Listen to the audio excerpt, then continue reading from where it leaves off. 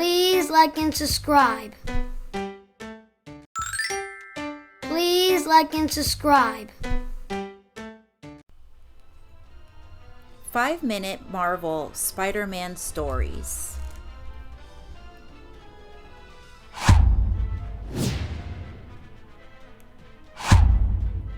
The story of Spider-Man. Peter Parker was just your average teenager from Queens, New York. He lived with his Aunt May and Uncle Ben, and he attended Midtown High. Peter was very studious and was considered one of the smartest kids in school. Unfortunately, his good grades didn't make him very popular with some of his classmates.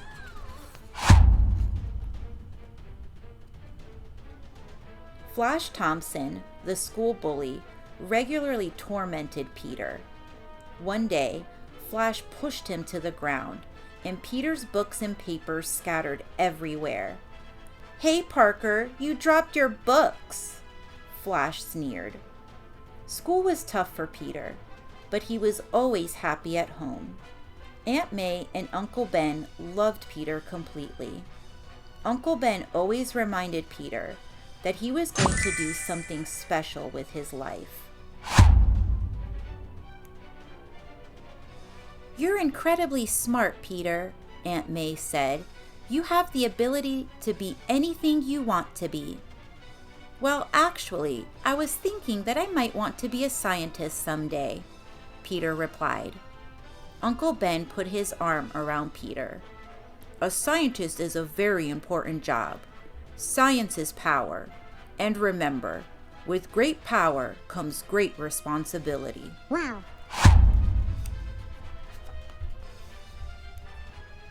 Then one day, Peter's life changed while he was on a school trip to the science hall. He was excited to see real-life scientists at work. But while Peter looked around at the exhibits, a spider passed through radioactive waves. Peter was so distracted, he didn't even notice the radioactive spider head right toward him. Bruh. At that moment, the radioactive spider bit Peter. He could never have imagined what an impact this one bite would have on his life. Peter Parker would never be the same.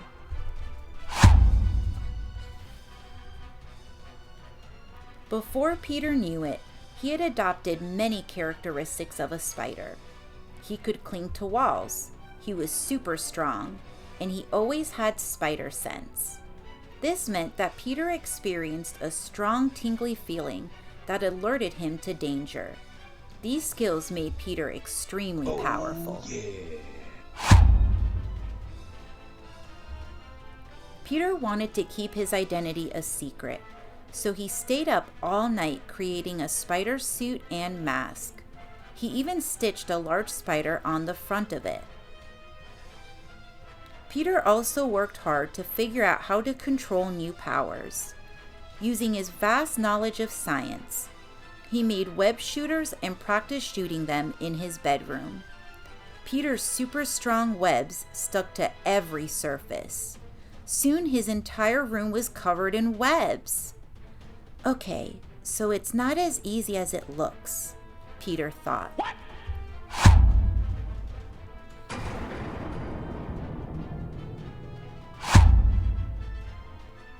Like all teenagers, Peter wanted to make money. He needed a job where he could use his powers to his advantage. So Peter became a wrestler. "Please welcome to the ring, Spider-Man!" the announcer would boom. Peter used his powers to defeat every opponent. One night, Peter noticed the wrestling gym was being robbed. Peter didn't care, and the robber ended up getting away. Huh? When Peter got home later that night, he saw police cars in front of his house. He raced inside and found out that someone had attacked and hurt Uncle Ben. Aunt May and Peter were devastated. The police officers told Peter not to worry because they had the criminal cornered at an old warehouse. But Peter knew he had to take matters into his own hands.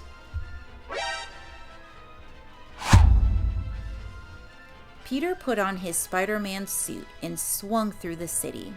He was determined to avenge Uncle Ben. Whoa. At last, Peter arrived at the warehouse. The thief was stunned as he watched Spider-Man in action. Spider-Man shot a web and trapped the crook. After getting a good look at him, Spider-Man realized that it was the same criminal he had watched escape from the wrestling gym. If only I had stopped him then, he thought. Peter vowed that from then on, he would help others whenever it was in his power. He would never let anything like this happen again. Whoa.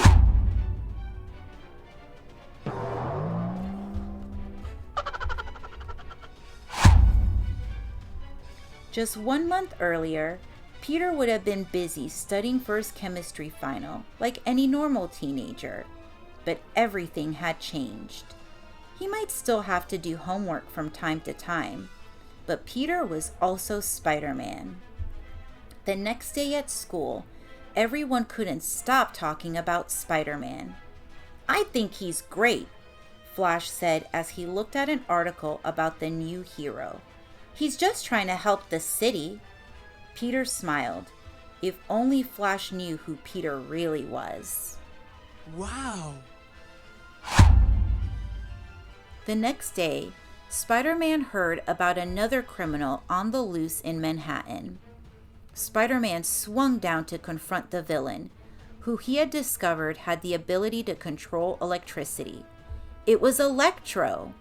The hero used his web shooters, and after a few tries, the supervillain was defeated. In that moment, Spider-Man realized something. It was his destiny to always protect others, and if he worked hard enough, maybe one day he could become a great superhero. Spider-Man thought back to the words that Uncle Ben always used to say, "With great power comes great responsibility." Yeah. Peter Parker might seem like your normal teenager, but there is a part of him that's extremely special. He is a superhero who can scale buildings and spin webs. He is the amazing Spider-Man. Yay! The end.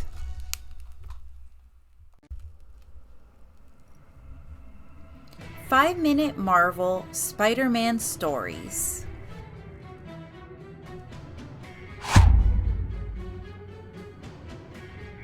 A very strange night. Spider-Man had been called many things: amazing, spectacular, and sensational. But today, no matter how hard Peter Parker tried, he wasn't feeling amazing, spectacular, or sensational. Today, Spider-Man was very, very sleepy. For the last week, Peter wasn't sleeping through the night. His dreams were troubling, silly, and sometimes downright spooky. A week of nightmares makes for one sleepy crime fighter.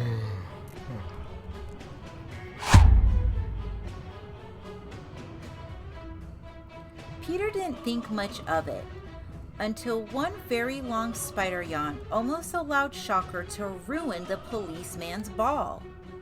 Spider-Man groggily swung into action. He webbed Shocker's gauntlets before knocking the vibrating villain to the floor with a well-timed kick. Look, not only is he a menace, but Spider-Man was sleeping on the job. J. Jonah Jameson shouted from his table as Spider-Man swung away. You make me so mad.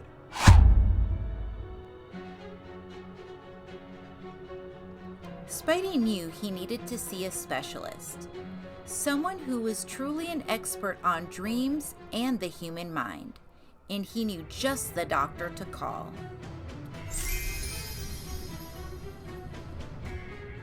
Yeah.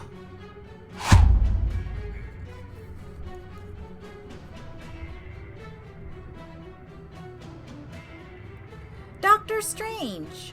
Peter said, greeting his old friend.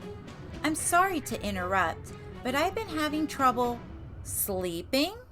Dr. Strange said as Spider-Man entered the Sanctum Sanctorum. He had felt Peter's troubles long before Spider-Man had come to his doorstep. Dr. Strange threw his arms wide as he conjured the magical Eye of Agamotto. "The Eye of Agamotto has shown me that you've been experiencing nightmares," Strange told Peter, "and now it will show those nightmares to me."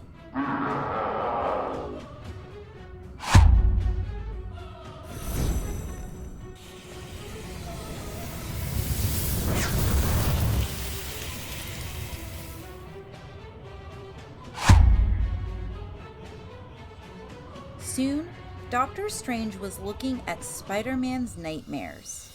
In some, he was back in elementary school and forgot to wear his pants. In others, the Sinister Six were winning every battle against him. Doctor Strange was not only able to see the future and the past, he could also see right into a man's very soul.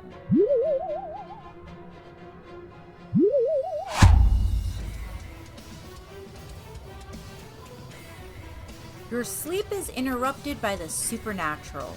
Your dreams are being invaded by the most dastardly of nocturnal threats.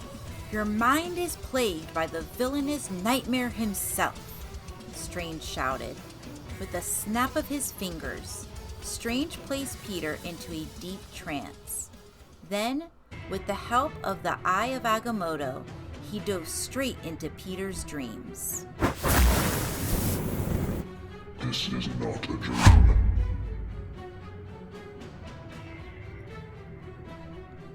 Peter once again found himself pantsless in front of his entire class. And though he was embarrassed, he was no longer alone. Dr. Strange stood tall beside him, urging him to see the nightmare for what it truly was. "The dream is yours to control," Strange told Peter. Peter concentrated, and the class vanished. They were replaced by the master of bad dreams, Nightmare, and his trusty steed, Dreamstalker.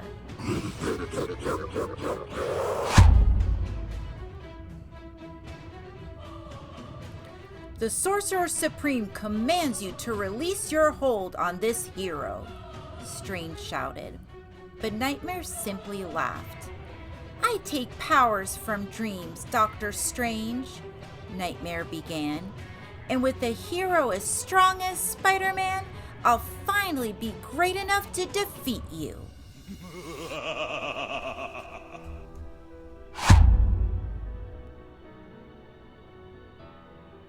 As Doctor Strange and Nightmare launched into combat, Peter knew he had to help the Sorcerer Supreme. Even in the dream state, Spider-Man had to lend a hand, and he realized he knew just how to do it, by using the power of imagination. Peter thought and thought and thought as hard as he could. To his amazement, the dream around him began to change. They weren't in Peter's school anymore, but on a giant chessboard, and Spider-Man was in control of the pieces.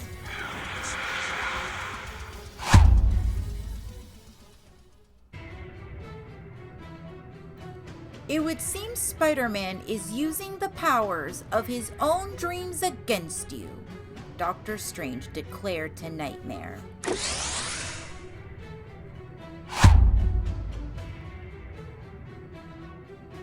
Spidey played move after move, defeating Nightmare's pieces, until the villain was the only one left in play. Outnumbered, the villain retreated, leaving Peter's mind.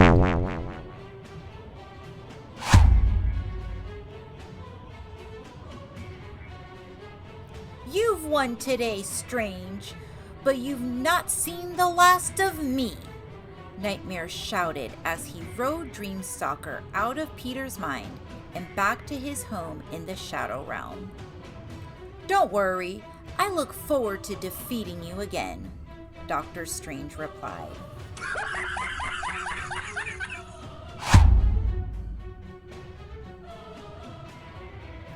Peter woke with a start, pleased to find the good doctor waiting with a warm cup of tea. "This is Wong's special herbal blend," Dr. Strange said. "It should calm your mind after a night like this."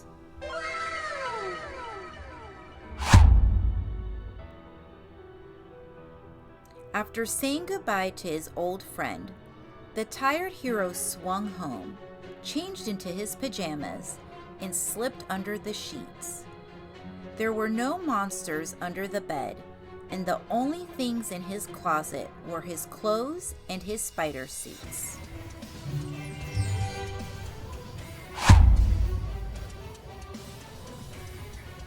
So, for the first time in what felt like weeks, Peter Parker finally got an amazing night's sleep.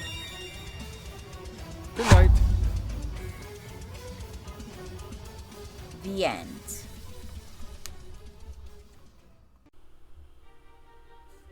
Five-minute Marvel Spider-Man Stories.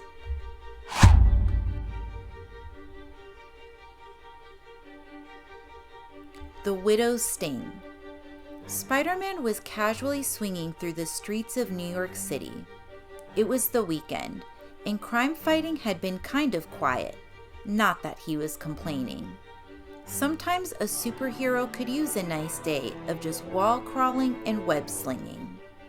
Looking down, he thought he saw a familiar face in the shadows. He swung over to take a closer look.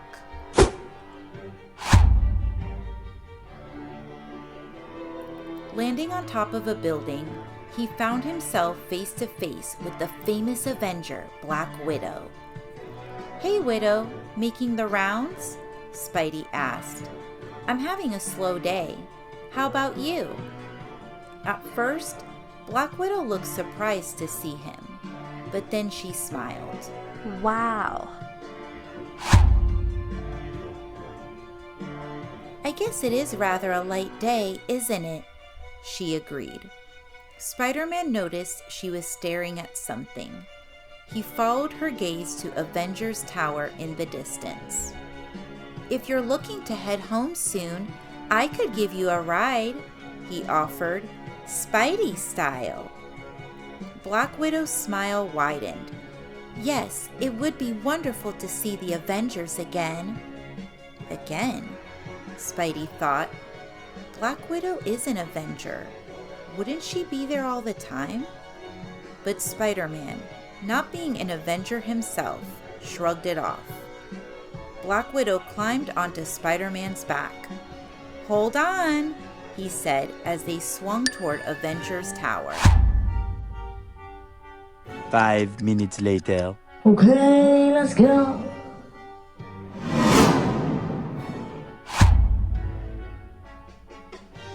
When they arrived at the tower, Spider-Man walked up to the security door and placed his hand on the scanner.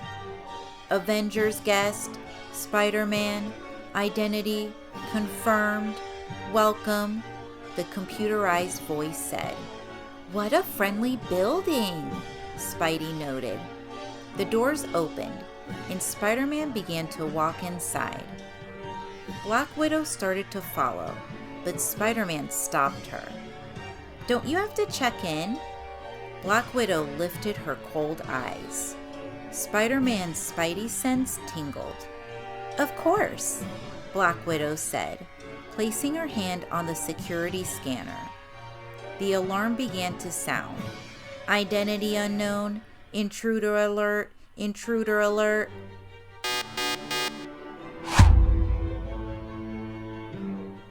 Black Widow, or whoever this imposter was, suddenly raised her arm and destroyed the scanner with her wrist blaster.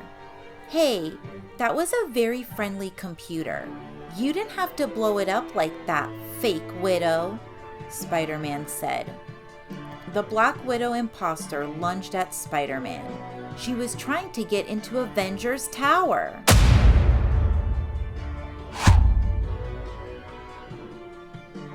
Spider-Man fired a web toward her, but the imposter vaulted through the air and landed gracefully on her feet behind him. "Thanks for the ride, Spider-Man. You even held the door for me. Such a gentleman." Black Widow ran toward the open door, only to have it slam in her face. "I guess you're not on the guest list," Spider-Man said. Bruh. 2,000 years later.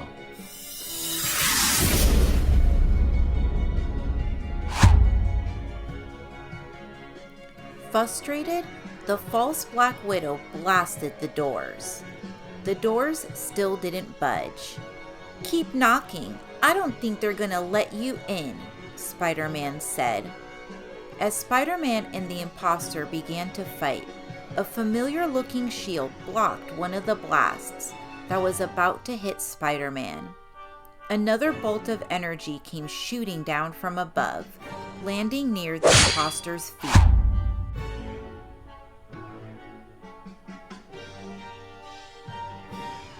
Looking up, Spider-Man saw two of his Avengers friends coming to his aid, Captain America and Iron Man.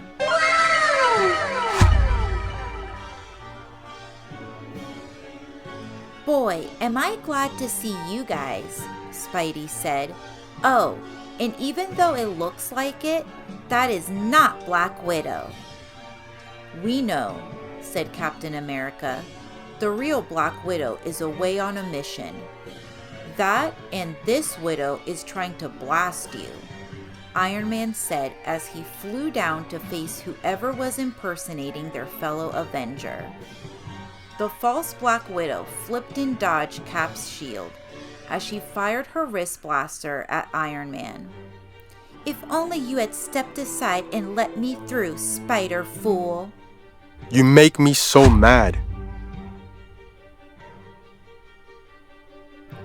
"Sorry, rules are rules. I don't want to lose my guest pass," Spidey quipped, dodging one of the phony widow's blasts. Iron Man dove down, but the imposter was too fast, flipping over him and grabbing onto his back. "You shouldn't give rides to strangers, Iron Man," the villain said. What?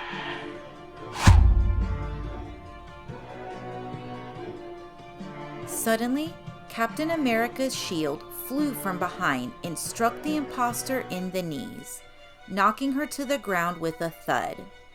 Swinging into action, Spider-Man quickly webbed the evildoer's hands together, jamming the wrist blasters. "I think it's time we find out who is behind the Black Widow mask," Spidey said.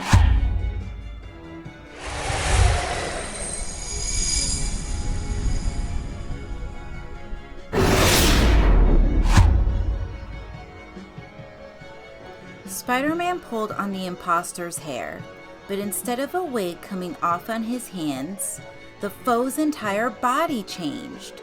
Where Black Widow had been, there now lay the pale-faced villain, the Chameleon. The Chameleon was a master of disguise, and his suit gave him the ability to take the form of anyone. "I thought Black Widow was looking a little pale today," Spidey said. "And you nearly fell for it too," the Chameleon snarled.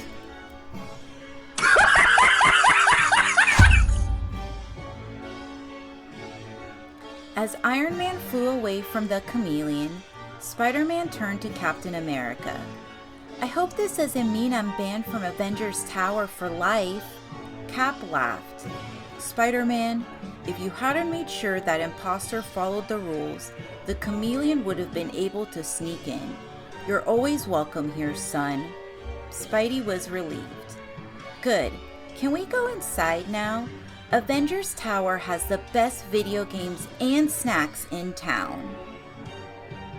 Wow. The end.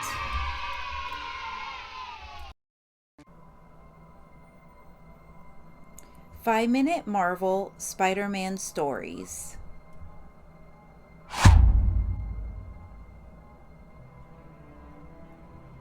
Mysterio's Revenge. Spider-Man shot a web across Fifth Avenue and swung past the Empire State Building. He was on his way toward the Daily Bugle. Peter Parker was late for work, and the only thing that could get him there in time was his web shooters. Great, Peter said to himself as he fired another web. If I'm late for work again, Mr. Jameson is going to explode. You make me so mad.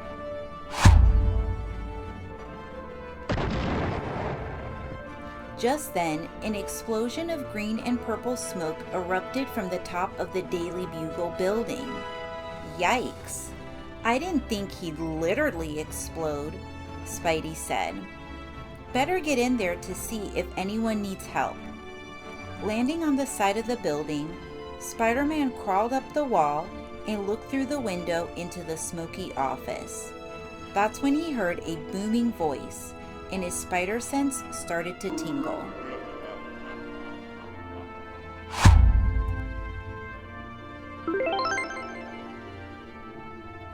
Now that I have your attention, the bizarre voice began, you will all witness the total destruction of the Daily Bugle. Spider-Man recognized that voice. It was his enemy Mysterio, the master of illusion. The menacing Mysterio was holding J. Jonah Jameson by the tie and addressing the terrified staff. No one can help you now, Jameson. Not even Spider-Man, the villain hissed. Oh no.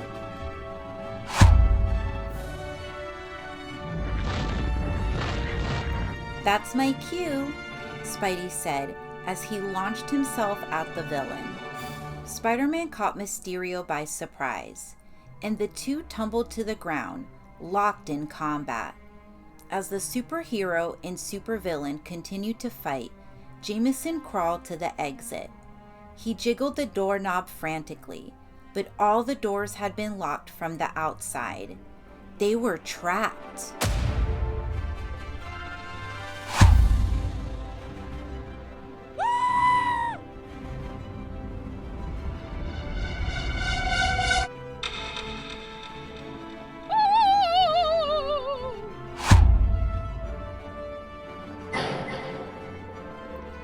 The Amazing Spider-Man, Mysterio began. You're right on time. To meet your doom.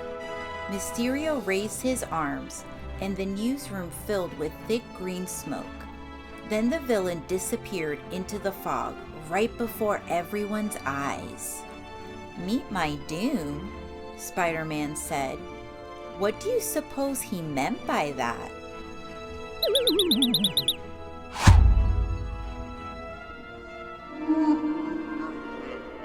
Mysterio's voice echoed eerily across the room. Last I saw you, J. Jonah Jameson, you promised that you could deliver Spider-Man, the villain said. Instead, I was defeated by Spider-Man, and now you will all pay. With that, Mysterio appeared through the smoke and lunged at J. Jonah Jameson.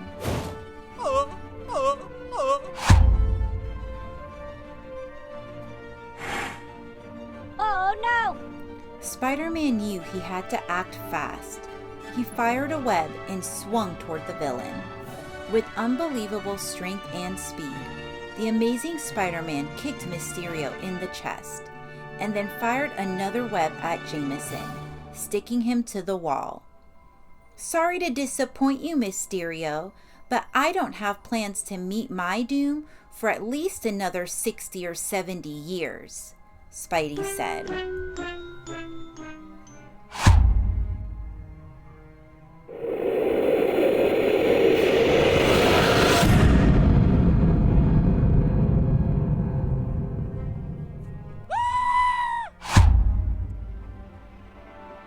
Huh?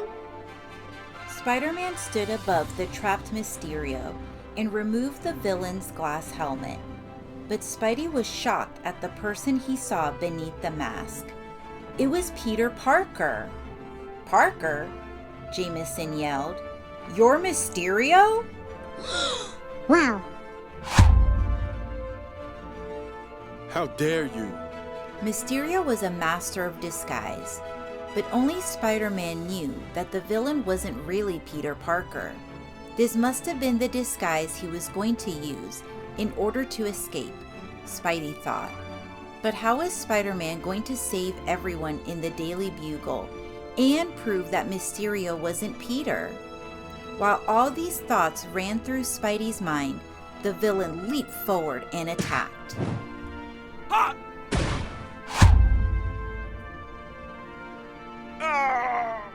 Ow! I hit hard, Spidey thought. As he tried to pick himself up off the floor, Mysterio delivered another hard blow. I can't believe I'm beating myself up. Spider-Man was dazed, but he rolled across the smoky room. With Mysterio distracted by his precious helmet, Spidey looked around the office and realized that the only person who wasn't there was the real Peter Parker. That's why Mysterio used him for his disguise. And that gave the wall crawler an idea.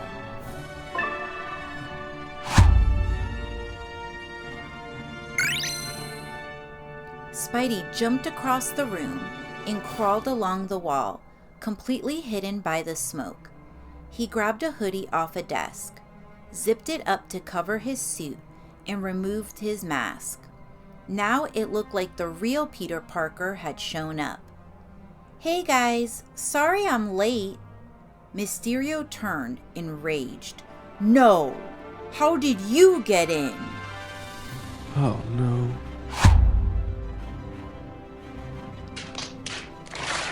Two Parkers, Jameson said, confused. Next there will be two Spider-Men. Not if I have anything to say about it, Mysterio said. The appearance of the real Peter Parker had worked.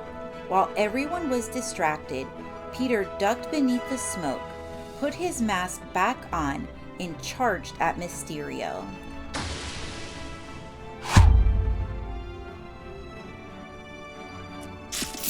Firing both web shooters again and again, the amazing Spider-Man captured Mysterio in a giant spider web for all to see.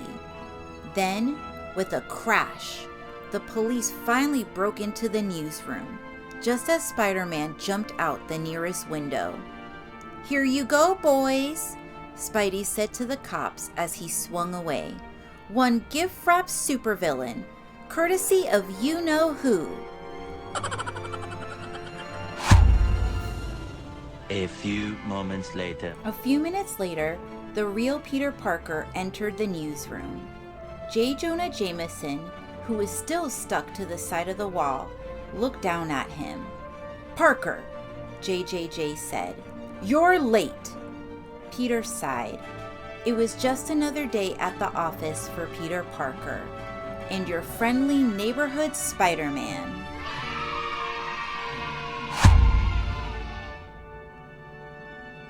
The end.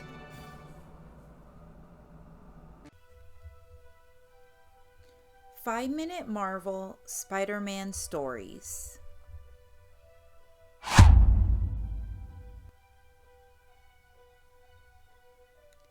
Marvel Spider-Man Spider-Men. You may have heard of Peter Parker, but do you know about the other Spider-Man, Miles Morales? Miles was just a young teenage boy when he gained spider powers, made his own spider costume, and called himself Spider-Man too. Peter found Miles, and the two became friends. Peter even began to train Miles to be a superhero. So get ready, true believer, to read a story with not one, but two Spider-Men. Wow! Whoa! Young Miles Morales and his friend Ganke were on a field trip with their school when they were caught by surprise. "Ganke, watch out!" Miles shouted to his best friend. A flood of wild animals came stampeding toward them, right in the heart of the Central Park Zoo. Miles knew he had to help, but he couldn't put on his spider suit. Ganke was the only one who knew about his powers. Putting on his suit would reveal Miles' secret identity. How did all these animals escape? Ganke asked.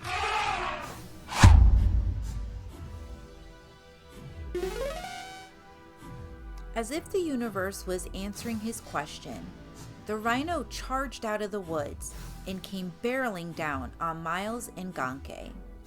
Ganke shouted at Miles, "Jump, dude! He's going to run you over!"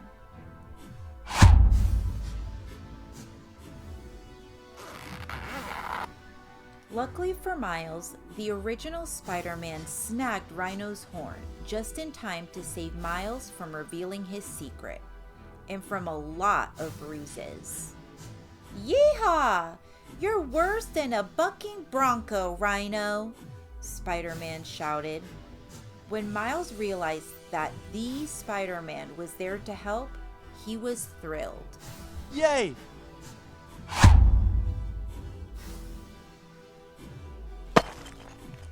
Rhino jerked his head away, yanking Spidey off his back. Wham! Spidey slammed down into the ground. "Ha!" Rhino bellowed. "Try and keep up, Spider-Man. My new animal friends and I are pretty wild." As Peter lay on his back, Miles rushed over to see if he was okay. "Hey, Spider-Man," Miles said. Peter was still a little woozy from hitting the ground. "Miles, great to see you, buddy." But before Peter could finish, he felt Rhino's hand grab his ankle.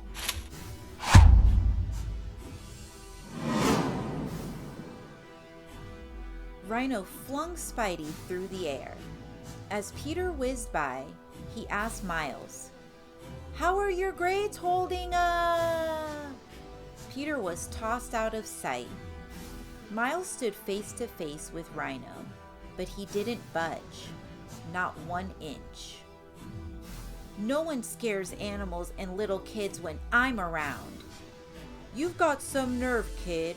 I'll give you that," Rhino snorted. "You're lucky I got the webhead to finish. Otherwise, I'd give you the horn." You make me so mad.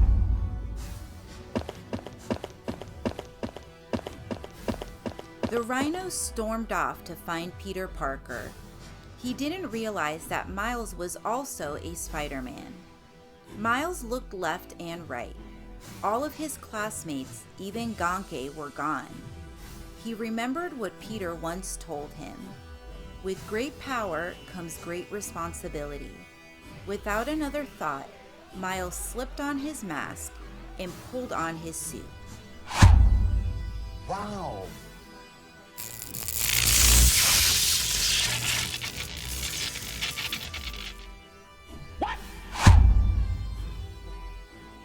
Enemy spotted. Where Miles once stood, now bounced the one and only, well, one of only two, Spider-Man.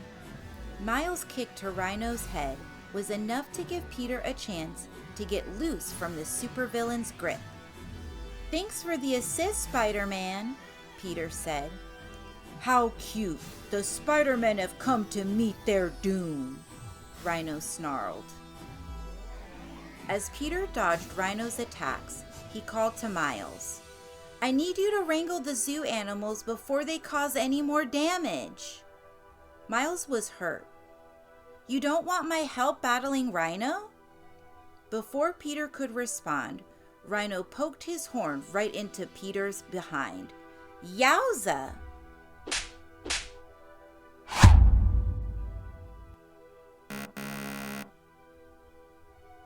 Why doesn't Peter want my help? Miles thought to himself.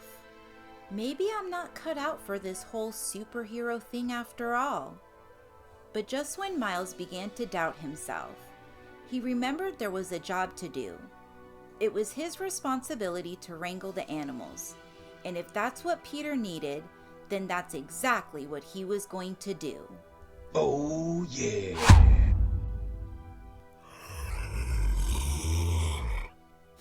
With great care, Miles wrestled a crocodile, webbed its mouth so it couldn't bite anyone. Using his web-crawling ability, Miles climbed a large tree and guided a fluffy red panda to safety. Then, Miles contained a lion by electrifying the air using his venom strike, a spider power that even Peter didn't have. Eventually, Miles helped all the animals find their habitats. Oh no! As Miles stood in front of the contained animals, he began to wonder where Peter and Rhino were. Ow, ow, ow! Suddenly, Peter came bouncing across the pavement and slammed to a stop next to Miles. Rough landing, Peter joked. Man, where's another Spider-Man when you need him? Seriously, dude? Miles asked. Even Miles was still learning his powers. Peter knew he was ready. What do you say, Miles? You want to see if Rhino can beat the Spider-Men? Miles smiled. I thought you'd never ask. Okay, let's go.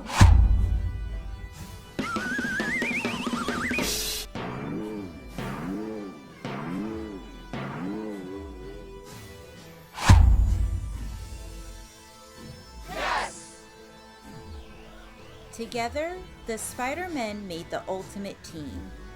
Have a nice trip, Peter said as he webbed up the Rhino's feet. Man, your ugly mug is shocking, Miles said as he used his venom strike to give Rhino an unexpected jolt. Oh, nice one, Peter cheered. Nice.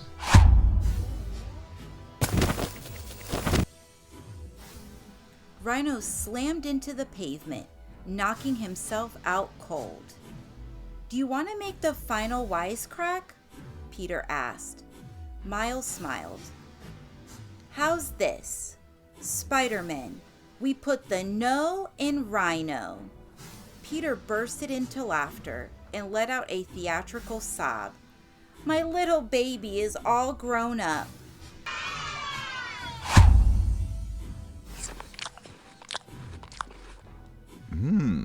After taking care of Rhino, the Spider-Men settled down for a well-deserved lunch break.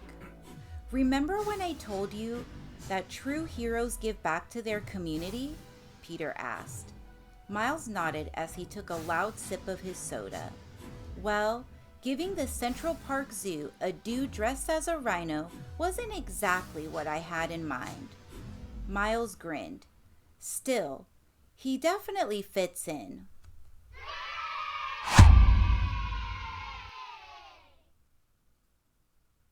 The end.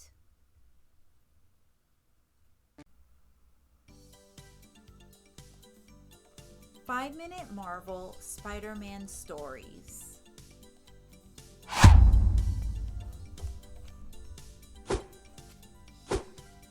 The Squashbuckling Spider. It was a good day to be Spider-Man.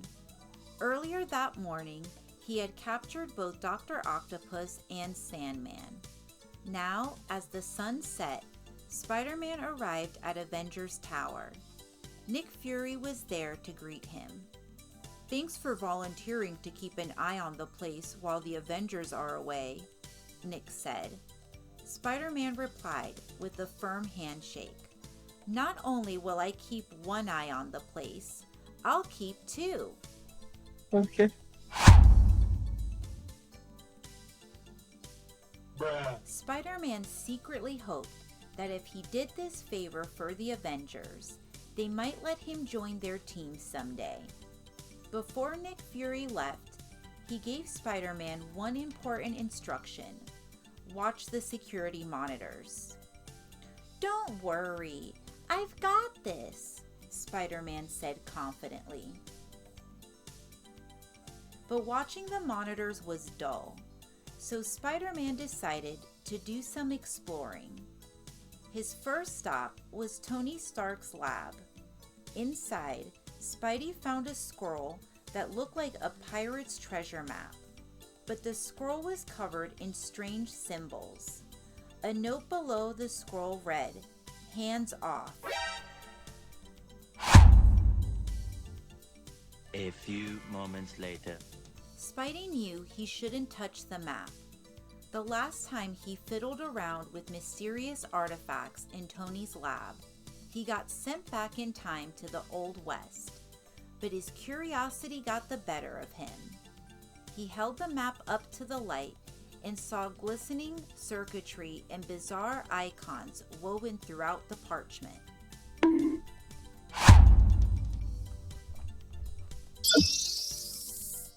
Without thinking, Spider-Man tapped one of the icons. An enormous portal opened up and sucked the web slinger right into it. "Whoa, not again!" Spidey shouted as he plunged deeper down the portal.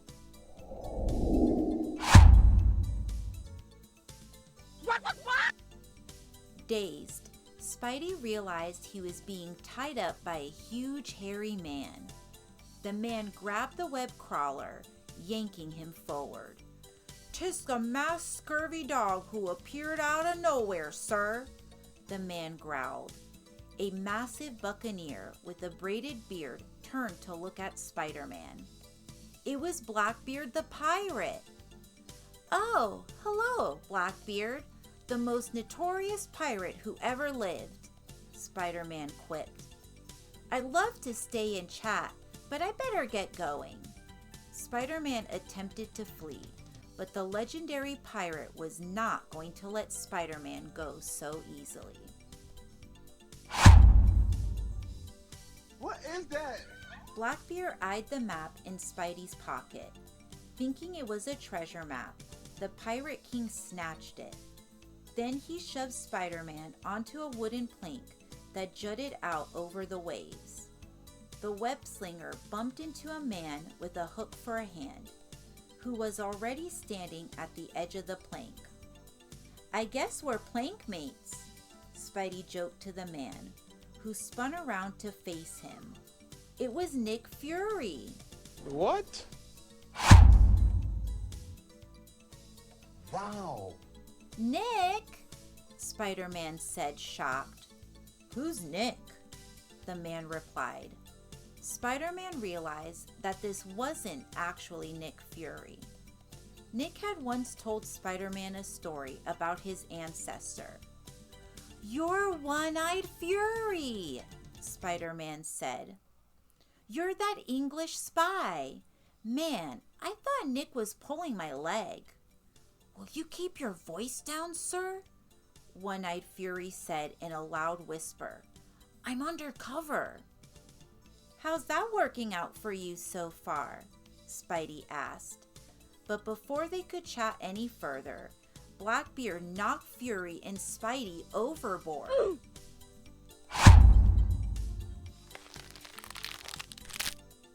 Thinking quickly, Spidey used his super strength to break through his bonds. Then he shot his webs and swung over the water, catching Fury in midair. Both of them were now safely on deck, or so they thought. Spider-Man was untying Fury's ropes when Blackbeard's crew charged at them. "Don't worry, I've got this," Spidey smirked, swiping Fury's hat. "Oh, and may I? I love a good costume." Nice.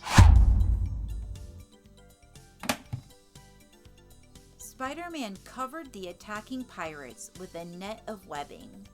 Then he tossed the webbed swashbucklers at the remaining pirates, making them scatter like billiard balls. 8-ball in the corner, pirate!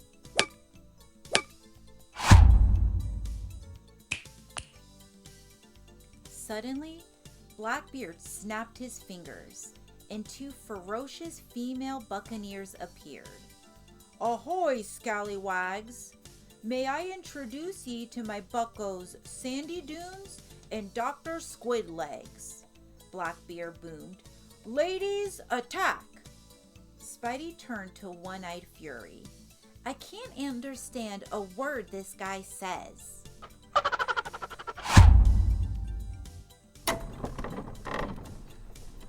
Dr. Squid Leg's mechanical tentacles hissed and clicked as they came down all around Spider-Man and One-Eyed Fury, while sandy dunes whipped up a huge sandstorm. But Spider-Man and One-Eyed Fury were ready. The two heroes worked together as a team to take on the villains. Uh-oh.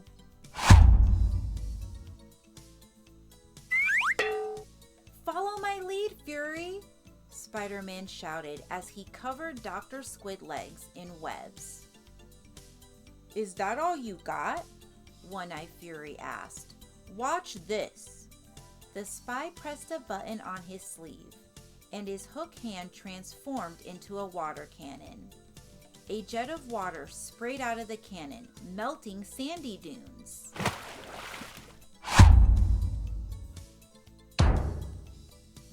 Suddenly, the deck began to shake. Blackbeard had used the map to open a portal. Thinking quickly, One-Eyed Fury used his water cannon to pummel the famous pirate and his comrades, knocking them out cold.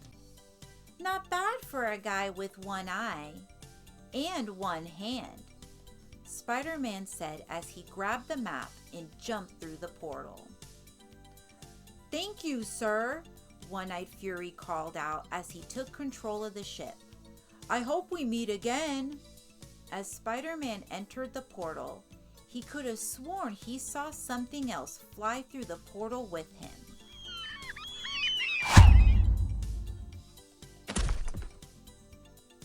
The portal dropped Spider-Man back in the 21st century. That was so much fun. Way more fun than watching monitors. Oh no, the monitors! Spidey rushed back to make sure nothing bad had happened while he was gone. Everything looked quiet enough, except for a flash of movement on one screen. It was Blackbeard's parrot, and Spider-Man had to catch the feathered felon before it wrecked all the furniture in Avengers Tower.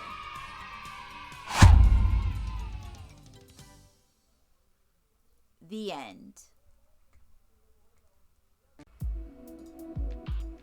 5-Minute Marvel Spider-Man Stories.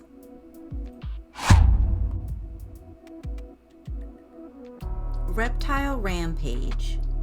Dr. Curtis Connors, also known as the Lizard, was in trouble. Peter Parker knew it as soon as he saw all the pictures of the Lizard splashed across the front page of the Daily Bugle. Peter also knew that his boss, J. Jonah Jameson, would be mad that Peter hadn't delivered exclusive pictures of the Lizard.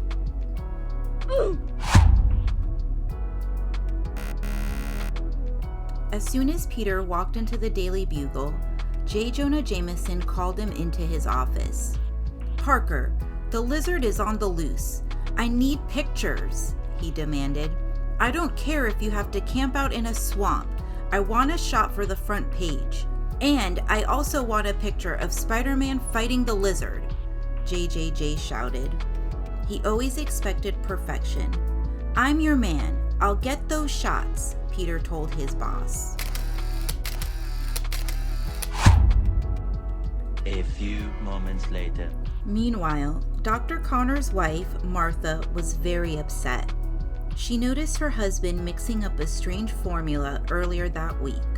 She knew that he was trying to create a serum that would help him grow back his missing arm, but she also knew that it came with a serious side effect. It turned Dr. Connors into an evil villain called the Lizard.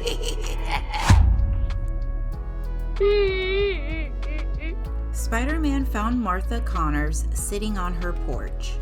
She was looking at a picture of her husband. "I wish he didn't care about growing back that arm."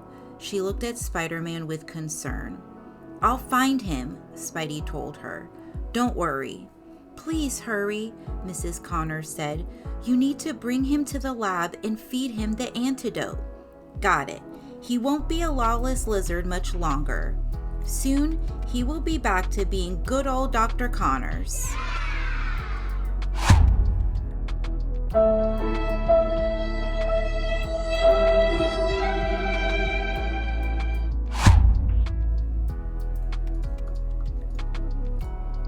Spidey searched New York City up and down. Finally, he spotted the lizard. Spider-Man chased him into an ice cream shop, hoping to lock the cold-blooded beast in a freezer, which would diminish the lizard's strength. Unfortunately for Peter, the lizard escaped. Oh no! "I'm not a fan of frozen treats," the lizard called out to Spidey. "If you're trying to run for me, you're going to be on a rocky road," Spidey taunted. The lizard stomped through the streets, creating a wave of destruction, crushing car windows and damaging storefronts.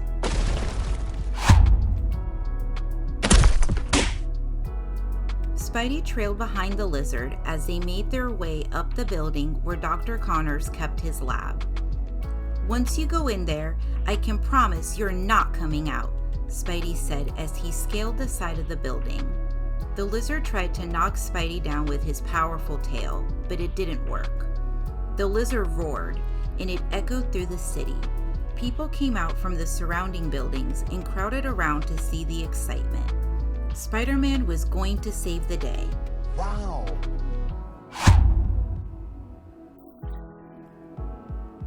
Spider-Man found a window to climb through and made his way into the lab, grabbing the antidote.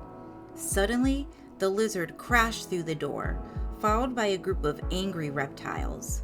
The lizard had given them something that let him completely control their minds. They were ready to attack. Spider-Man looked to his left and saw a giant snake slithering toward him. Oh my god! "Yikes!" Spider-Man shouted as the monstrous snake coiled itself around his leg. Spidey quickly fired webs at the lizard, and more reptiles attacked.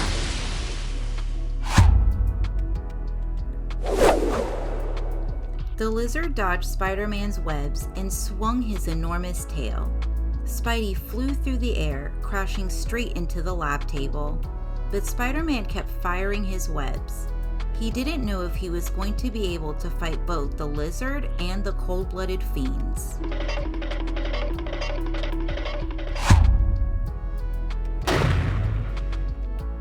Spider-Man was in full battle mode with the reptiles when the lizard threw a desk at him. "Wow, bad lizard," Spidey called out. "Dr. Connors, do you realize what you are doing? You have to stop the lizard." But it was pointless. Dr. Connors had no control once the lizard was unleashed. There was no use reasoning with a monster.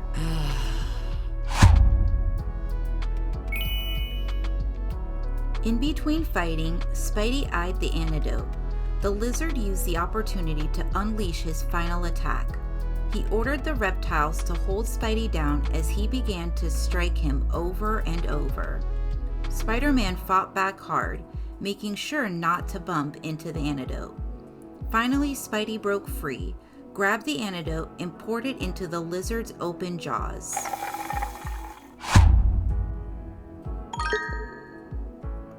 Within seconds, the lizard began to morph until he slowly became Dr. Connors again. Spider-Man was relieved to see the doctor's familiar face. "Wow, what happened?" Dr. Connors asked. "It's a long story," Spidey sighed. 2,000 years later. Soon Martha Connors had her husband back, and J. Jonah Jameson had his front page spread. Everyone was happy.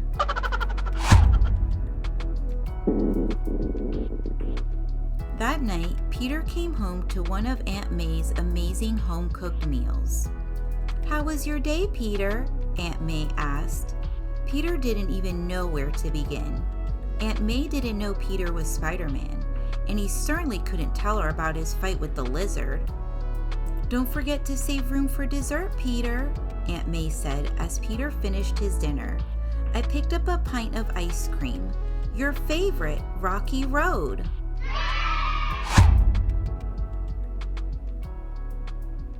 The end. 5-minute Marvel Spider-Man Stories.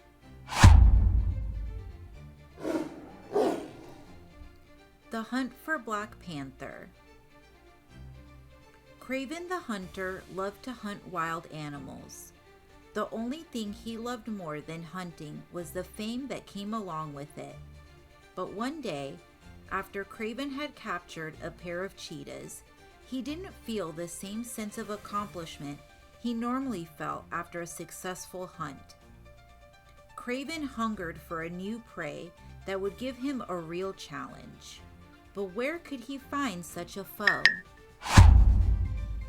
2,000 years later. A few days later, Peter Parker was sent by the Daily Bugle to photograph the annual Protection of Endangered Animals Conference in Upper Manhattan.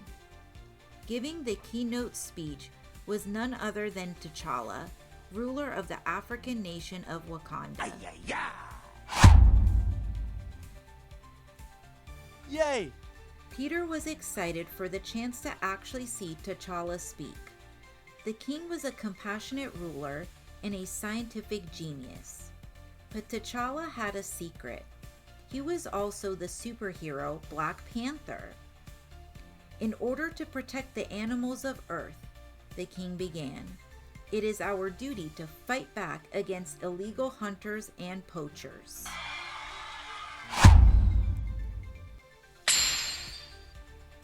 Black Panther protected his nation and its animal kingdom from villains by using his superhuman strength, speed, and agility. One of those villains was Craven the Hunter.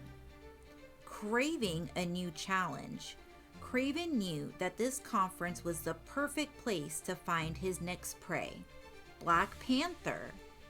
The villain burst through the window in a spray of broken glass.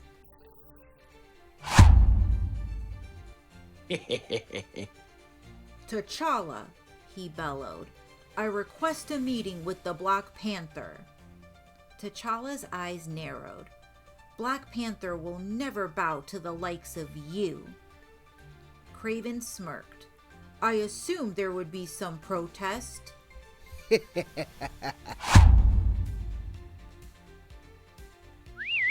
"Which is why I brought some backup," Craven shouted.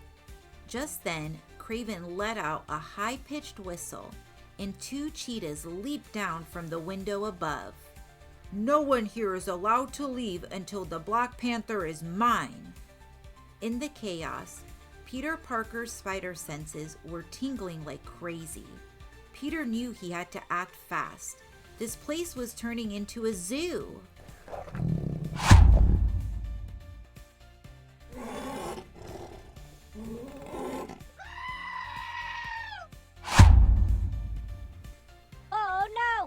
Meanwhile, T'Challa's bodyguard, the Dora Milaje, attempted to move the Wakandan king to safety. "Save your energy," he commanded. "It's time for Black Panther to strike."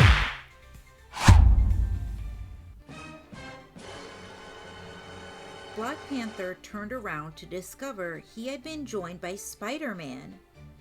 "What are you doing here?" Black Panther asked. "Nice to see you too," Spider-Man said as he fired a ball of web fluid at the nearest cheetah. "Stand back. I've beaten Craven before. I can deal with these overgrown house cats." "Spider-Man, no! You must be careful." Black Panther tried to warn the web slinger, but it was already too late. Oh no! Wow! "Wow, nice kitty," Spider-Man exclaimed as the cheetah grabbed his web and lunged toward him. Acting fast, Black Panther grabbed the cheetah before Spider-Man was harmed. "Listen to me. My animal instincts tell me that these creatures are being held here against their will. They will only attack you if they are provoked." But Spidey wasn't out of danger yet. Craven threw a spear at the web slinger, but Spidey rolled out the way just in time. "I'll calm down while you get Craven," Black Panther said to Spidey. "On it," Spider-Man said as he swung toward the balcony.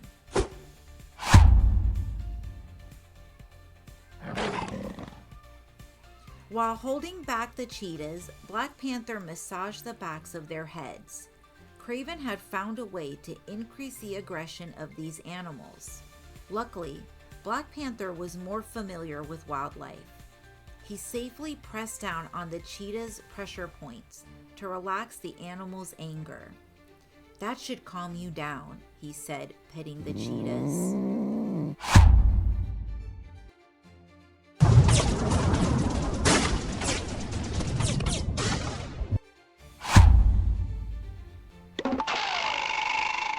With the cheetahs under control, Spider-Man caught up with the villainous hunter. "You are nothing but a minor nuisance. I did not come here for you, but if I must capture you too, so be it," Kraven said. He began throwing knives at the web-slinging hero. Unfortunately for Kraven, Spidey's trusty spider sense made it impossible for him to land an attack. "What's the matter, Kraven?" Spider-Man asked. "Can't catch a little spider?" "Maybe it would help if you took care of that smell first, Kraven. P.U. Or do they not have showers in the jungle?" Spider-Man joked. Blinded with anger, Kraven was unable to focus on the fight with the two superheroes. Spider-Man quickly used his web shooters to disarm Kraven, giving Black Panther the perfect opening for an attack.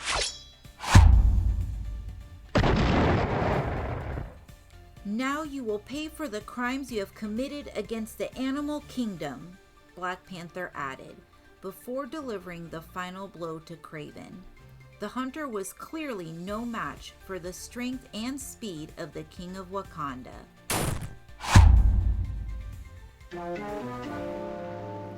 Kraven was finally defeated. "Beaten by a spider and a cat," Kraven mumbled. "What's wrong? Don't like being held in captivity?" Spider-Man asked. Black Panther addressed the crowd of frightened spectators. "You are all safe.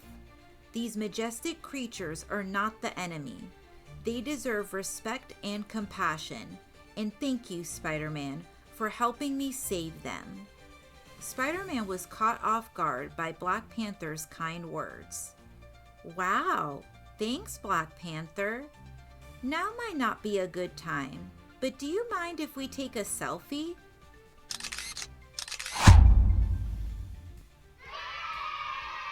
The end.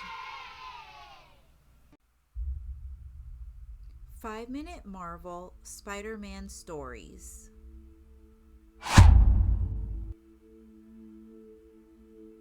Seeing Spots. It was a wonderfully sunny day. Peter Parker and Gwen Stacy were strolling through Central Park, about to buy hot dogs from a vending cart. "Ketchup, mustard, and relish?" Peter asked. "You know me too well, Parker," Gwen said, smiling. Peter reached into his pocket to pay for the hot dogs when Gwen reached for her purse. "My treat," she said.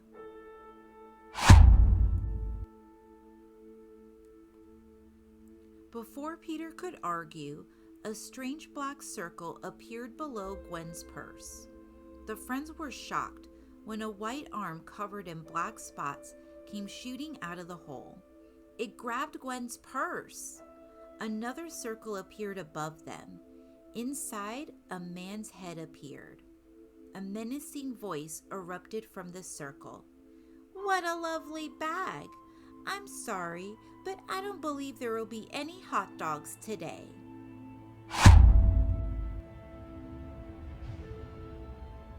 As suddenly as they appeared, the thief and his black circles disappeared.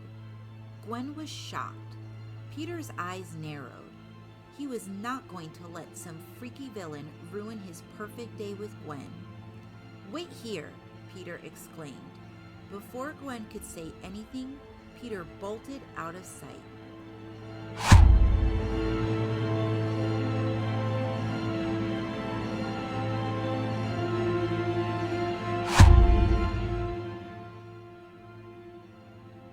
Peter ducked into an alley and changed into his Spider-Man suit to chase down the thief. He had been reading about this polka-dotted villain in the paper, a robber they called the Spot. Swinging high, Spider-Man looked out over the streets of New York for signs of the criminal. "Ha! I spot you!" he chuckled as he saw black circles appear beside another potential victim. He swung off to face his foe.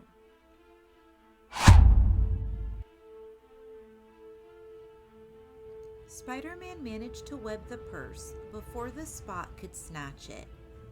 "I think you've collected enough for one day, Spot." "Spider-Man, I've been waiting to run into you," the Spot said, over and over. Suddenly, black circles appeared all around Spidey. One of them came fists, hitting Spider-Man as the Spot appeared and reappeared in different directions.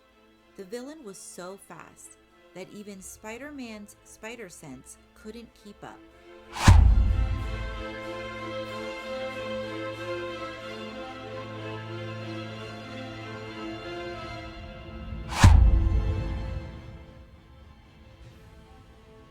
Spider-Man fell, beaten by the Spot. The teleporting villain appeared over him, laughing. "Better luck next time, bug brain," the Spot taunted, vanishing into thin air. Feeling woozy, Spider-Man realized he was going to need some help defeating this new menace.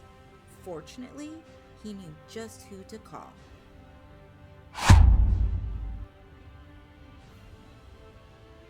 Spidey swung to an abandoned church, hoping this was still the place his friends used as a hideout.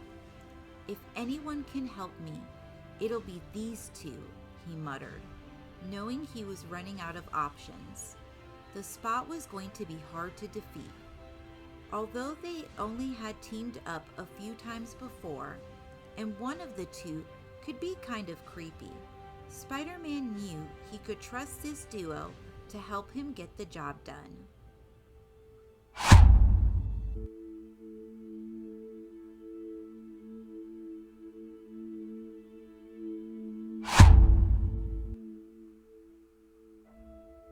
Cloak, Dagger, man, am I glad to see you guys, Spider-Man said as he entered the church.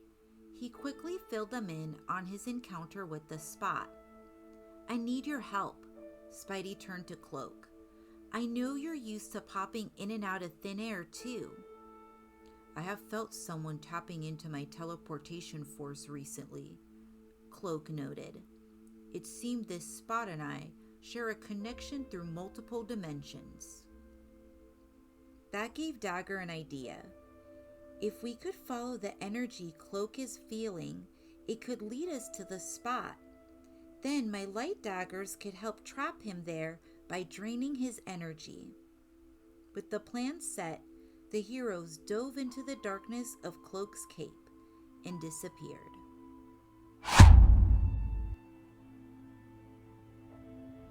When the trio reappeared, they found themselves in Spot's secret hideout. It was filled with all the stolen purses, jewels, and other items the thief had taken on his crime spree. "Spider-Man, how did you find me here? And who are these freaks?" the Spot asked, shocked. Spider-Man just smiled. "Looks like you're not the only disappearing act in town, Spot."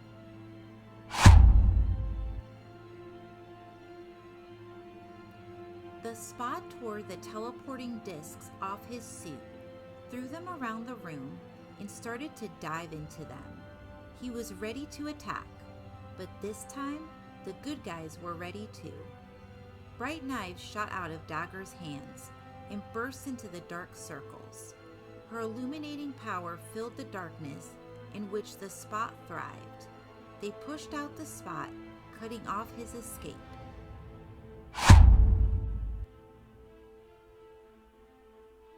Spider-Man quickly webbed the villain before he could try his teleportation tricks again. looks like you're stuck. I guess you could say my webs are spot on. Dagger chuckled at Spider-Man's bad joke, while Cloak's icy stare never wavered. Their plan worked. The Spot's thieving days were over.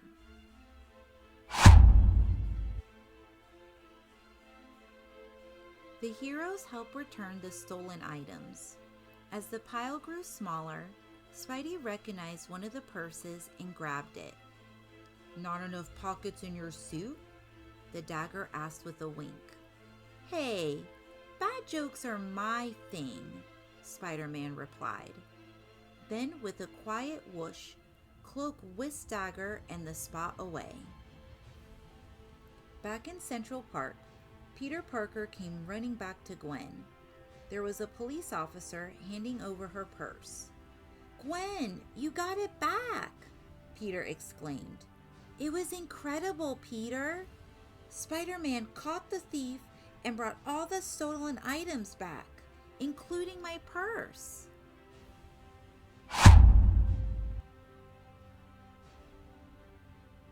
Peter blushed. Wow, he's a real hero. But you're just as brave, Peter, Gwen said, hugging her friend. Thanks for looking out for me. Peter grinned. I'm sorry I couldn't do more. Well, Gwen said, handing the hot dog vendor money. You certainly did enough to earn this hot dog. My treat, as promised. You're the best, Peter said as he chewed. Wow, this really hits the spot. The end. 5-minute Marvel Spider-Man Stories.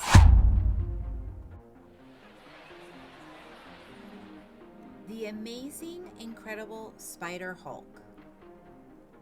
Spider-Man and the Avengers were having dinner at a restaurant after they battled Ultron in Central Park. As the heroes ate, Iron Man challenged Hulk to an arm wrestling contest. But Iron Man's armored gauntlets were no match for the Hulk. Hulk's strong. Too easy, Hulk said. Spider-Man was a little jealous of his big green pal. I'm strong, but I'm not Hulk strong, he thought. If I could do everything the Hulk can do, I'd be the perfect superhero.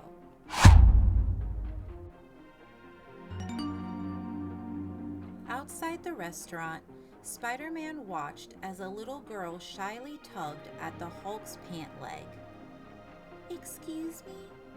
She mumbled. Will you sign my autograph book? The Green Avenger nodded graciously, but when he grabbed the pencil, he accidentally crushed it. Spidey could see that the Hulk was upset. He approached Hulk as the disappointed girl walked away. Hey, big guy, why the frown? Spidey asked.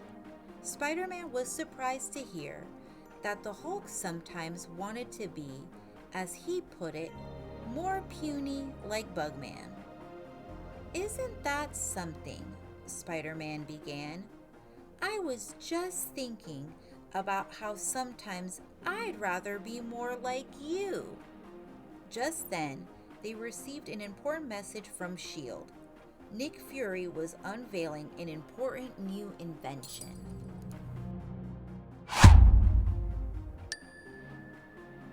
At S.H.I.E.L.D. headquarters, everyone saw Nick Fury standing next to a high-tech device capped by an enormous purple gemstone. Fury explained that they were there to witness a demonstration of a machine that would allow two superheroes to temporarily swap abilities. This way, they could catch supervillains off guard. Spidey and the Hulk couldn't believe what they were hearing. It would be like switching places. When Fury asked for volunteers, 2 hands immediately went up. A big green one and a smaller red one.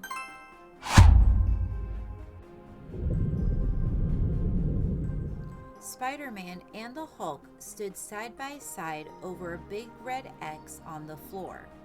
Fury activated the device. The machine started to hum, and the purple gemstone glowed. It shot out a beam, covering both the Hulk and Spider-Man.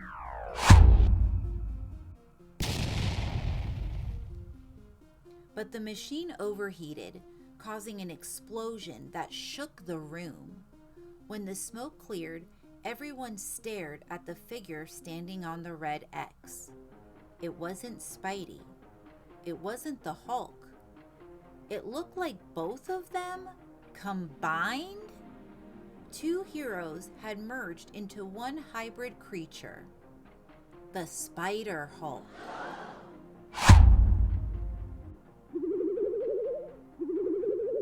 Peering at Iron Man's armor, Spider Hulk studied his reflection in its gleaming surface. The face stared back at him was familiar and yet unfamiliar. Confused and frustrated, Spider Hulk couldn't control his feelings. "Bug Hulk smash!" he yelled, pounding his fist into the floor.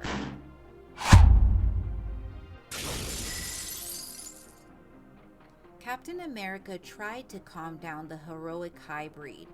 "At ease, soldier," Cap shouted over the noise. But before he could continue, Spider Hulk grabbed Cap's shield and flung it into the wall. Then, the frightened Spider Hulk turned and crashed through the glass window. The Avengers raced after him.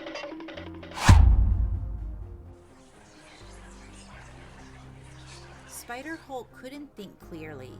It felt as though there were two separate voices in his head. He just wanted to get away from the people trying to capture him. He didn't realize the pursuers were his friends, the Avengers. "Bug Hulk's bug sense tingling," he muttered to himself.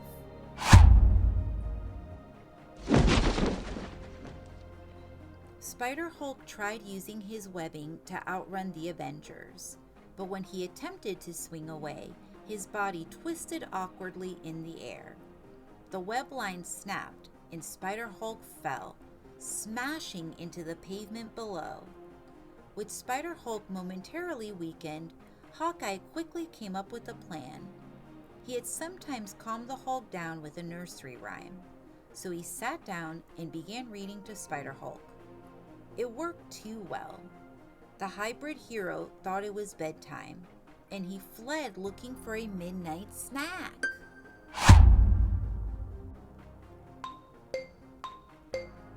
This gave Black Widow an idea. The Avengers would draw Spider Hulk back to S.H.I.E.L.D. headquarters using the one thing both Spider-Man and the Hulk love: food. When Thor and Black Widow found Spider Hulk, he was ransacking every hot dog cart in the city looking for snacks. Thor stood in his path and tried to lure Spider Hulk away with a delicious chocolate cake from the bakery.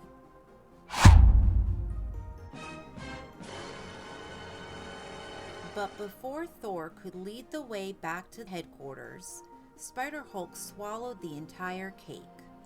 The new superhero also had a super appetite.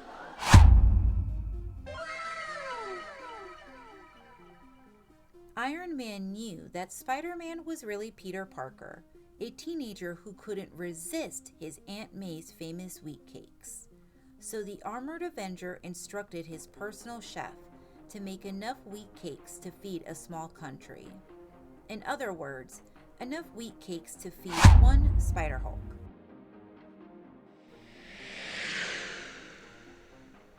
Iron Man zoomed around the city, leaving a trail of wheat cakes for his fussed friend to follow. It worked! The Spider Hulk gobbled each tasty treat, leading him closer and closer to the device that caused all this chaos in the first place.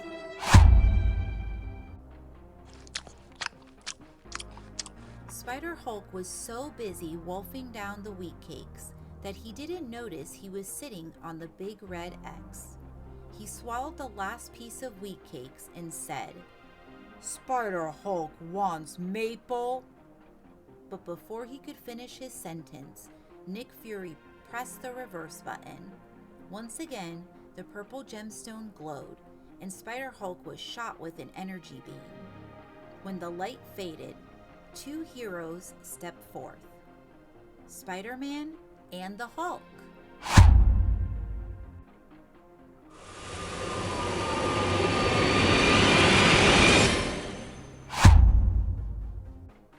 A few moments later. I really learned something today, Spider-Man told the Hulk. I used to think I wanted to be more like you, but being Spider-Hulk just didn't feel like me, and I like being me. The Green Goliath nodded. Hulk learned something too, he began. Hulk learned that Bugman's puny costume is bad fit on Hulk-sized body. The two friends laughed.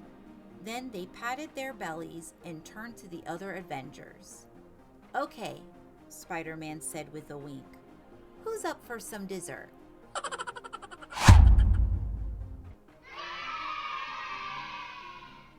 The end. 5-minute Marvel Spider-Man Stories.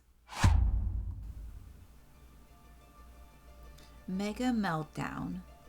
New York City was in the middle of a heat wave. Unfortunately for Spider-Man, that wasn't going to stop the city's criminals. Seriously, guys? Committing crimes in a city full of superheroes? Not a great idea, Spider-Man said to the two bank robbers he just webbed. Despite the heat, Spider-Man noticed that the criminals were shivering. If we're going to be stuck here, how about some more webbing, huh?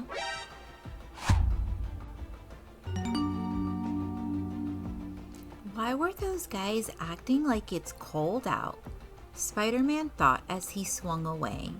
It's been a scorcher for weeks. As he swung closer to Times Square, Spider-Man's spider sense began to tingle. The wind started to whip around him as the temperature steadily dropped.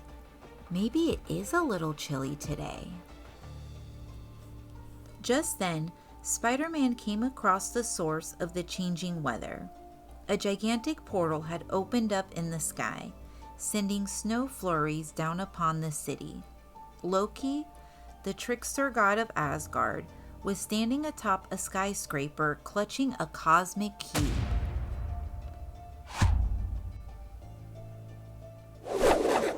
Spider-Man swung down to confront the supervillain. Ah, the spider!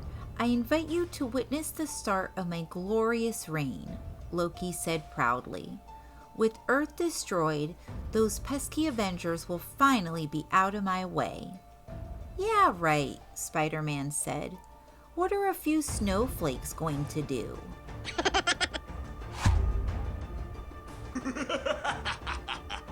Just wait until you meet my friends, Loki cackled. The ground began to rumble as Loki lifted up the cosmic cube. Suddenly, a group of frost giants leaped from the portal right in the middle of Times Square. Parked cars were crushed under the weight of the massive giants as they lumbered through the streets. The frightened tourists ran for cover as sparks from collapsing billboards rained down upon the chaotic scene.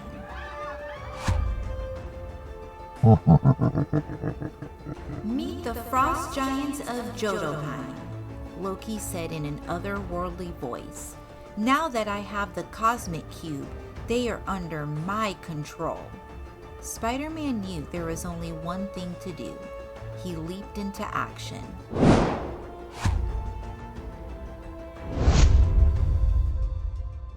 Spidey shot his webs through the air. He sailed over Times Square, straight down one of the giants. Hey, Snowball, over here, Spider-Man shouted. As he got closer to the giants, he narrowly missed a massive club swinging toward him. What do I look like?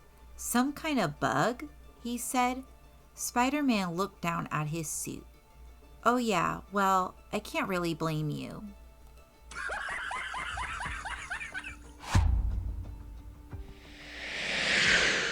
Spider-Man swung out of reach, then approached the frost giants once more. The mindless giants paid him no attention. They were only concerned with one thing: destruction. I don't have enough webbing left to tie up Frosty and friends, Spidey thought, but this should slow them down. Spider-Man fired a web across the street. He hoped this barrier would stop the frost giants' march.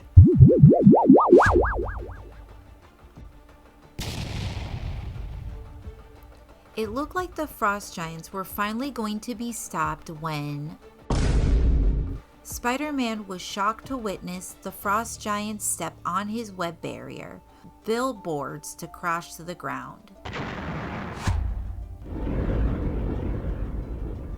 Just then, Spider-Man spotted an Avengers Quinjet flying over. "It's about time!" Spidey exclaimed. He knew with friends like Captain America, Thor, Black Widow, and Iron Man on his side, Loki and his snow buddies didn't stand a chance.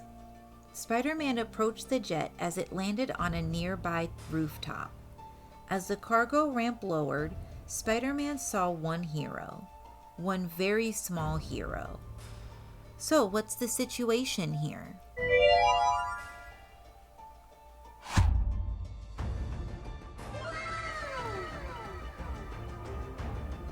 Ant-Man? Spider-Man was shocked as the miniature hero walked down the ramp. "Where's everyone else?" "The Avengers are busy with Thanos," Ant-Man said. "That guy never takes a day off. Nick Fury called and said there was some trouble in the city. I'm here to back you up, pal." "No offense, but I was expecting some bigger guns," Spider-Man said. "How are 2 bugs going to stop 3 giants?" "Well, looks like these 2 bugs are all New York has today." Spider-Man knew Ant-Man was right. 2 heads were better than 1. And with that, Ant-Man grabbed onto Spidey's suit as he swung back towards the wintry chaos.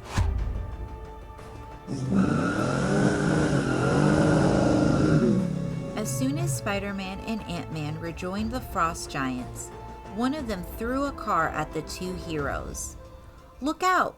Ant-Man exclaimed. "Way ahead of you," Spider-Man responded as he swiftly dodged the car.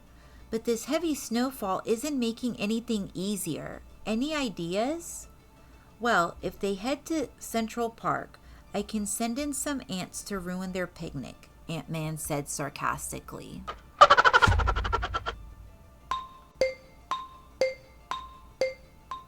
"Even so, it's not warm enough for a picnic," Spider-Man said. "But wait, that gives me an idea. How much do you know about electricity?" "More than you, kid," Ant-Man said, "and I think I know where you're going with this." Evading attacks from Loki's frost giants, Spidey swung towards Time's Tower, the brightest building in the city.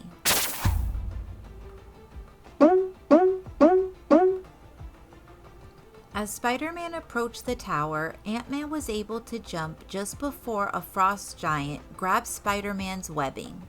The giant pulled the webs, yanking him off the tower. "Oomph!" Spider-Man exclaimed as he crashed onto the hard cement. Ant-Man knew Spider-Man couldn't hold back the giants for long. He squeezed between the bright billboards. Once inside, the small hero was able to hack into the main power grid.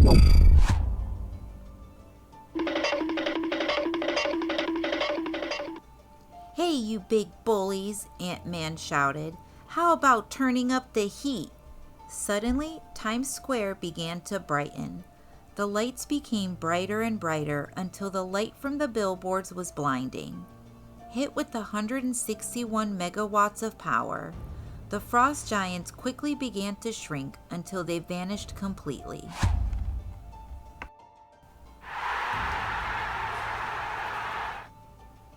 "It's working," Spider-Man said as he swung to face Loki. "Looks like your frost giant should have brought some sunscreen." "Spider-Man," Loki roared. "You did this?" Spider-Man quickly shot a web straight toward Loki. "I had some help. Not bad for a couple of bugs, huh? With Loki blinded by webbing, Spider-Man was able to take the cosmic cube out of his grasp. Using the power of the cosmic cube, Spider-Man opened up a portal and sent Loki back to Jotunheim. I'll be back, Spider. I always come back, Loki screamed as he was pulled into the portal at high speed. A few moments later.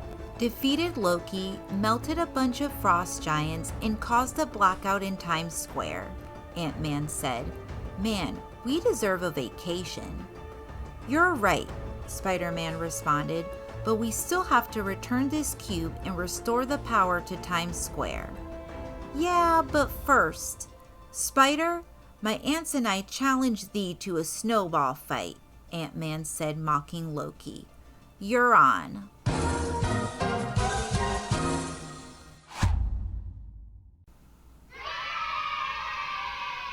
The end. 5-minute Marvel Spider-Man Stories.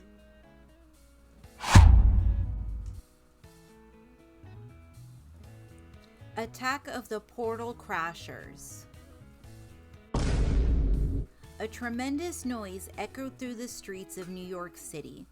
The ground shook so hard that car alarms went off and stray cats hid under dumpsters. Spider-Man looked down, his spider sense on high alert. He immediately spotted Iron Man fighting a strange feathery villain. It was Spider-Man's old enemy, the Vulture. Spider-Man swooped in to help. Help me! Help me! Working together, Spider-Man and Iron Man held the Vulture beat in no time. Thanks, kid, Iron Man said. We make a pretty great team. You're welcome, Mr. Stark, Spider-Man said, blushing under his mask. Iron Man, billionaire Tony Stark, was a big deal. Please, Mr. Stark was my father, Iron Man joked. He put his arm around Spidey. You know, some of the greatest victories have been won by heroes working as a team. Like the time Cap, Falcon, and I teamed up to fight Hydra. Or when Widow and Hawkeye took down AIM. Cloak and Dagger are always helping Doctor Strange fight Dormammu. Every hero has certain strengths and weaknesses. Bruh.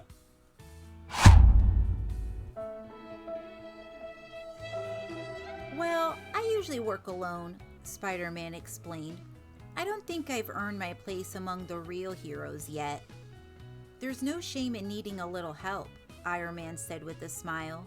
See you around, kid. As Iron Man rocketed away, Spider-Man began to think about how cool all the other heroes were and how badly he wanted to prove himself. That gave him an idea. What if he threw a party for them? They deserved it. They save the world every day, after all. Oh, yeah. That night, Spider-Man went home and took off his suit. At home, he could be regular old Peter Parker. The more Peter thought about it, the better he liked the idea of throwing a party for the other heroes. A great party would definitely impress the Avengers, he thought. Peter immediately got to work. He wrote invitations to all the superheroes he could think of. He knew Central Park would be the perfect place to host the party. He'd bake a cake and maybe even make a piñata. It was going to be awesome.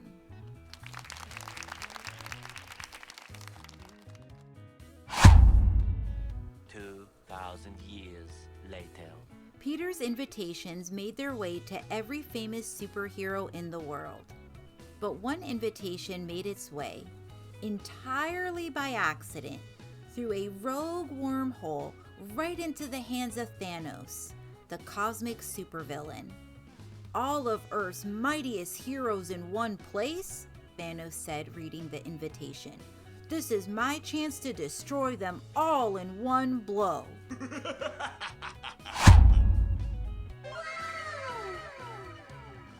The party started out great. Peter served delicious cupcakes and even made a Mysterio-shaped piñata. Everyone showed up and brought things for the party. Hulk baked a green cake, Doctor Strange put on a dazzling light show. Hawkeye set up an indestructible game of whack-a-mole and laughed as a frustrated Thor whacked away at it with his hammer. Captain America and Black Widow were playing frisbee with Cap's shield, and Black Panther was beating Ant-Man at the pin the staff on the Loki game. Everyone was having a great time. Nice.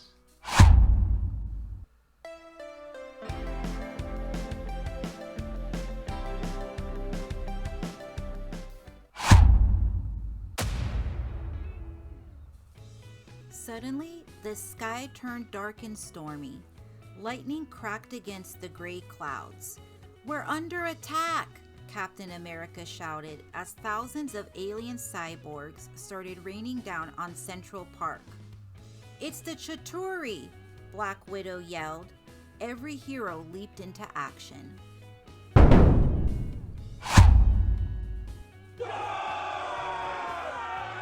The scene fell into chaos as the world's greatest heroes battled the galaxy's fiercest enemy.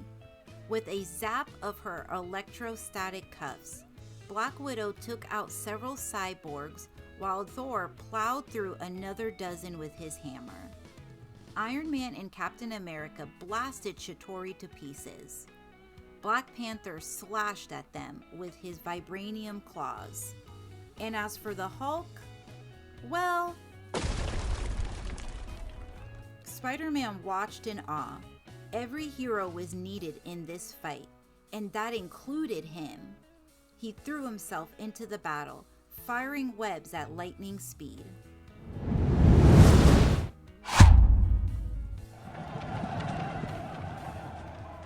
The greatest superheroes in the world, including Spider-Man, fought long and hard. Soon the tide of the battle was turning. Fallen cyborgs littered the ground. But then, with a mighty crack, the sky split open and Thanos appeared. Spider-Man's heart sank. The Chitauri were bad news, but Thanos was way worse. The world was really in trouble now.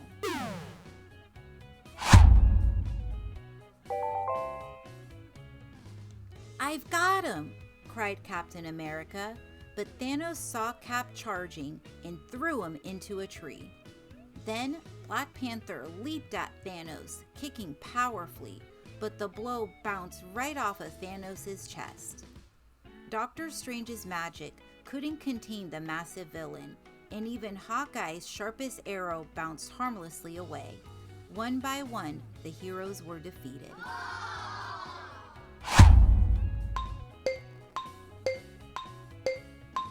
Then, Spider-Man remembered what Iron Man had told him. Some of the greatest victories have been won by heroes working as a team. That's what they needed. None of them could defeat Thanos alone, but if they teamed up... "Everybody!" Spider-Man cried. "We need to work together!"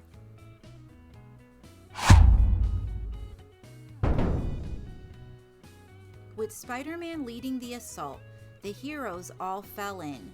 Each hero brought their greatest strengths to the fight. "We need to reverse the portal," Spider-Man realized. "Come on, heroes, let's knock this tough titan into oblivion." When the superheroes worked as one, they were an invincible army.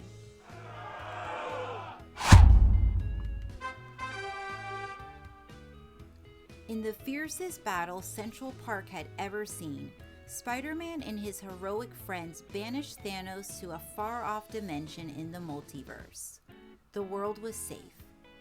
"Teaching me my own words of wisdom?" Iron Man asked, slinging a metal-clad arm around Spider-Man's shoulders. "You're a pretty smart kid." "Yeah, maybe even smarter than you," Spider-Man smiled. "Hey now, don't get crazy," Iron Man replied. Spider-Man had finally won his place among the greatest heroes of the age. But it wasn't on his own. Spider-Man teamed up and saved the world.